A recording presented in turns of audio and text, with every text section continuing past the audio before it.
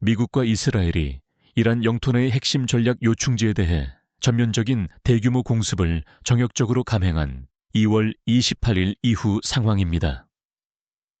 이 공격은 현대 전쟁사에서 유례를 찾아보기 힘든 정밀함과 파괴력을 동시에 보여주며 전 세계를 충격에 빠뜨렸습니다.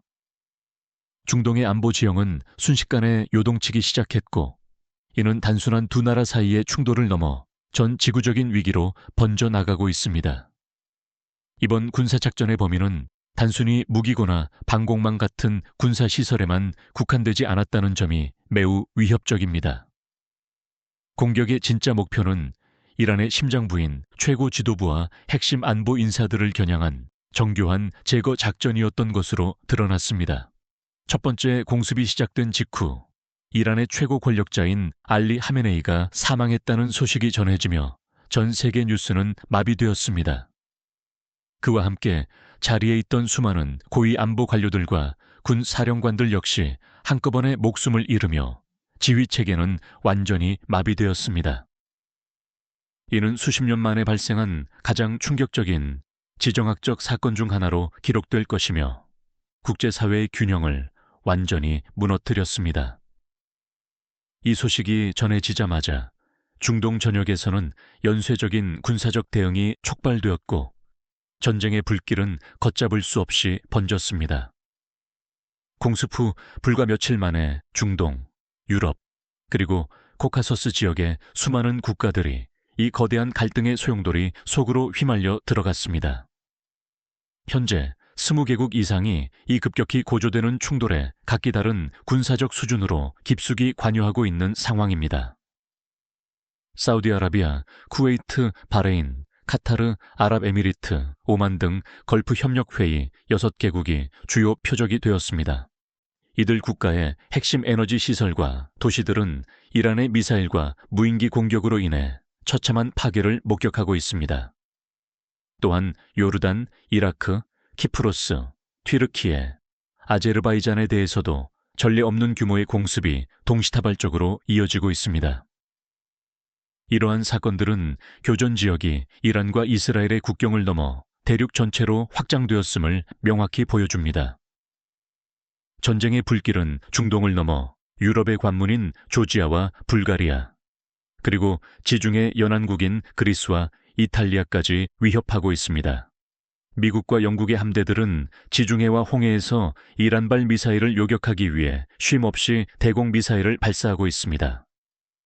서방연합군은 이 지역의 해상 통제권을 유지하기 위해 가용 가능한 모든 해군력을 총동원하고 있는 긴박한 상황입니다.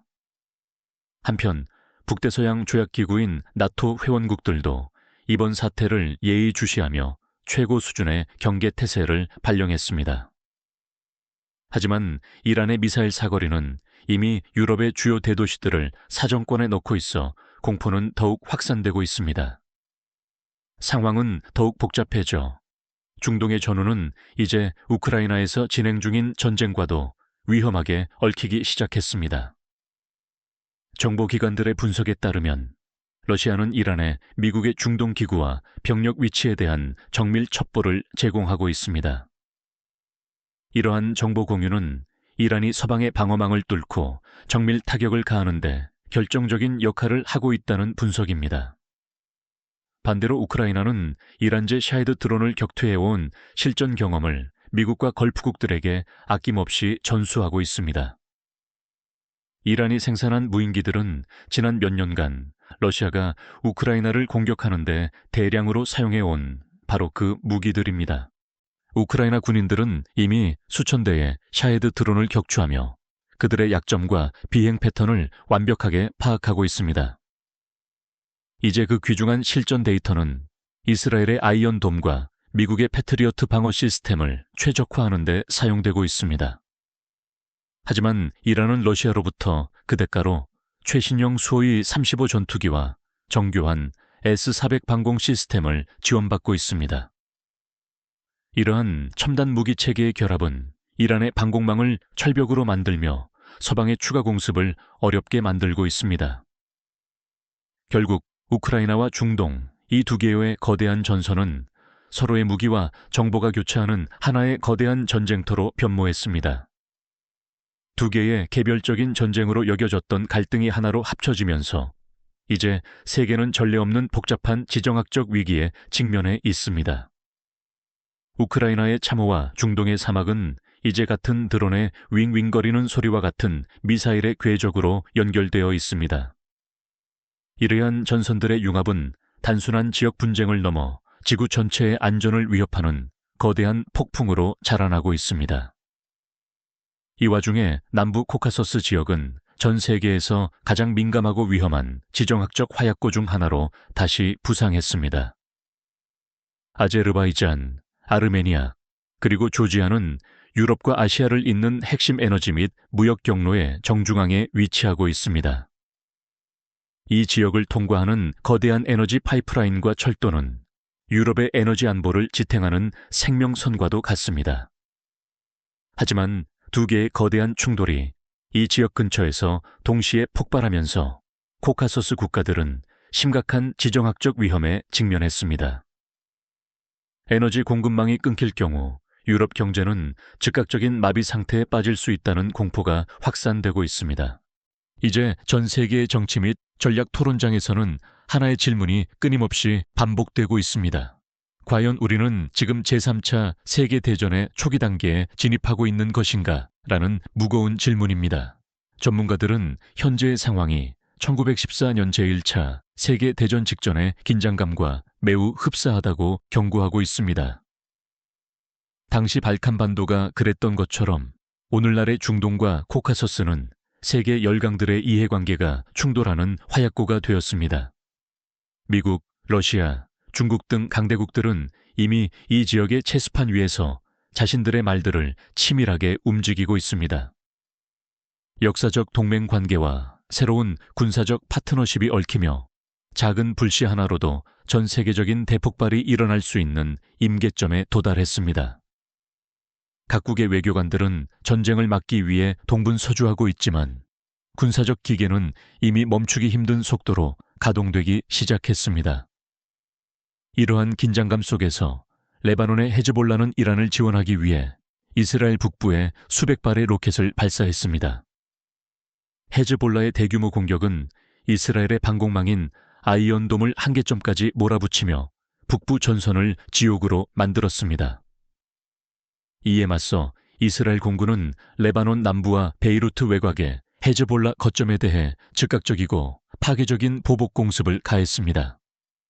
단 일주일 만에 레바논에서는 100만 명에 가까운 피난민이 발생했으며 도시 전체가 거대한 연기 기둥에 휩싸였습니다. 이제 이 전쟁은 단순한 국가 간의 충돌을 넘어 수많은 무장 단체와 민병대가 얽힌 거대한 종교적, 정치적 소용돌이가 되었습니다. 이러한 긴장은 호르무즈 해협과 홍해로 번져나가며 전 세계 에너지 공급망의 목줄을 죄기 시작했습니다. 예멘의 후티 반군은 이란의 지시에 따라 홍해를 지나는 모든 서방 선박에 대해 무차별적인 드론 및 미사일 공격을 퍼붓고 있습니다. 이로 인해 세계 최대 해운사들은 희망봉으로 우회하기 시작했고, 이는 전 세계 물가 상승과 물류 대란을 초래하고 있습니다. 미 해군은 이 해역의 안전을 확보하기 위해 번영의 수호자 작전을 수행하며 후티의 발사기지를 정밀 타격하고 있습니다. 하지만 바다 밑 잠복해 있는 수많은 수중 드론과 기뢰들은 현대식 함대조차 위협하는 새로운 공포가 되었습니다. 홍해의 위기는 단순히 물류의 지연을 넘어 서방 국가들의 인플레이션을 다시 자극하며 경제적 근간을 뒤흔들고 있습니다. 유럽 전역의 대형마트에서는 생필품 가격이 치솟기 시작했고, 시민들의 불안감은 정부에 대한 분노로 변하고 있습니다. 이러한 경제적 혼란은 이란과 그 동맹국들이 의도한 비대칭 전쟁의 핵심 전략 중 하나임이 분명해졌습니다. 한편 이스라엘 내부에서는 가자 지구와 북부 레바논, 그리고 이란 본토를 향한 3년 전쟁의 압박이 최고조에 달했습니다. 이스라엘 국방부는 예비군 추가 소집령을 내렸으며 전 국토는 언제 터질지 모르는 거대한 요새처럼 변했습니다. 전 세계가 이 거대한 충돌의 소용돌이에 휘말린 가운데 인류를 보호할 마지막 보루는 핵무기의 존재라는 역설적인 상황에 놓였습니다. 핵보유국들은 서로의 직접적인 충돌이 가져올 인류 멸망의 시나리오를 누구보다 잘 알고 있으며 이것이 전면전을 억제하는 유일한 장치입니다. 하지만 이란의 핵개발 프로그램이 임계점에 도달했다는 첩보는 이스라엘과 미국에게 지금 아니면 안 된다는 극단적인 선택을 강요하고 있습니다. 만약 이란이 실전 배치 가능한 핵탄두를 보유하게 된다면 중동의 게임의 법칙은 영원히 바뀌게 될 것이며 공포는 현실이 될 것입니다.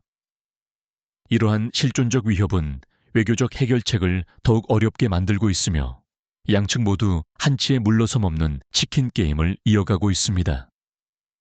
전쟁의 참혹함은 이미 아프가니스탄과 이라크에서 미국이 치른 비싼 대가를 통해 증명된 바 있습니다. 러시아 역시 우크라이나에서 막대한 자원과 병력을 소모하고 있지만 당초 계획했던 전략적 목표는 여전히 멀기만 합니다. 이스라엘 또한 전술적으로는 많은 승리를 거두었을지 모르나 그것이 장기적인 안보와 평화로 이어지지는 못했습니다. 하마스와 헤즈볼라 같은 무장 조직들은 괴멸되지 않은 채 끈질기게 생존하며 저항의 의지를 불태우고 있습니다. 결국 현대전은 승자 없는 고통의 반복이며 전쟁을 시작한 자들이 예상했던 시나리오대로 흘러가는 법이 거의 없습니다. 역사는 우리에게 전쟁의 시작은 쉬우나 그 끝은 결코 장담할 수 없다는 것을 수없이 경고해 왔습니다. 지금 이 순간에도 수많은 평화주의자들과 국제기구들은 대화를 통한 파국 방지를 위해 처절한 노력을 기울이고 있습니다. 인류의 가장 큰 희망은 역사의 고통스러운 교훈을 기억하고 더 큰 비극이 일어나기 전에 멈추는 용기를 내는 것입니다. 미국과 이란, 그리고 모든 당사국이 다시 협상 테이블로 돌아와 파멸의 행진을 멈추는 것이 유일한 해결책입니다.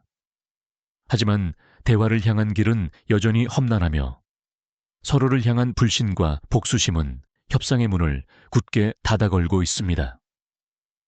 이란 지도부는 공습 이후 더욱 강경한 태도로 일관하며 외부의 어떤 압력에도 굴복하지 않겠다는 의지를 전 세계에 천명했습니다.